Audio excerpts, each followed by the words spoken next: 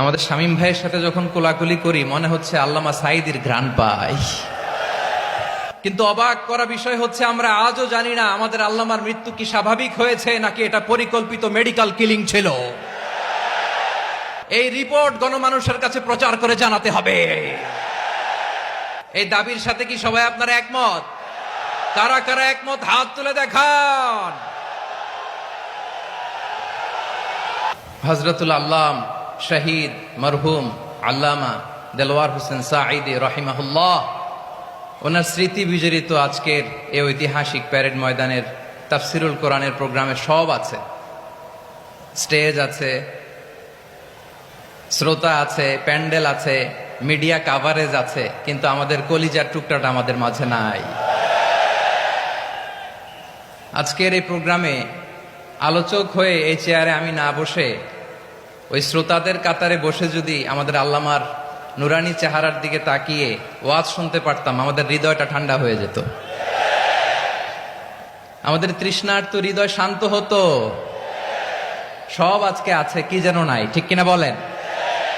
আল্লাহ তাআলা প্রতি 100 বছরে একজন মুজাদ্দিদ পাঠায়, প্রতি 100 বছরে একজন মুজাদ্দিদ, যিনি সমাজকে সংস্কার করেন।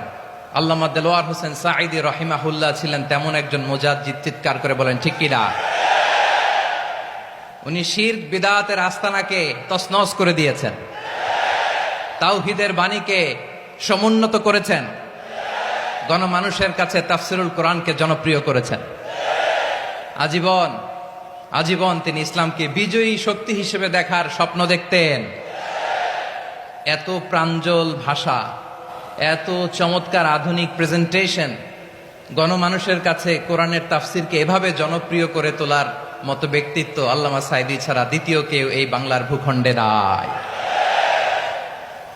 এই যে তাফসিরুল কোরআন, এই যে টার্মিনোলজি, এই টার্মটাই উনি আসলে জনপ্রিয় করেছেন। আমরা আগে জানতাম না যে এভাবে তাফসির করা যায়, এভাবে scientific indications of the Holi কোরআনকে মানুষের কাছে পেশ করা যায়, এভাবে এত জীবন ঘনিষ্ঠ করে, এত ইন্টারেক্টিভ করে কোরআনের কথাগুলো মানুষের কাছে উপস্থাপন করা যায়।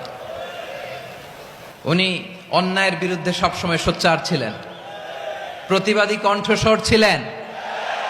ওনার আলোচনা শুনলে দেহের রক্ত টকবক করে ফুটতে থাকতো। আল্লাহু আকবার, আল্লাহু আকবার, আল্লাহু আকবার। He was a strong mouthpiece of Islamic revivalism. Islamic জাগরণের স্ট্রং মাউথপিস ছিলেন আল্লামা সাঈদী রাহিমাহুল্লাহ। অনেক দোয়া পেয়েছেন, আমরা পড়েছি, এমন জীবন তুমি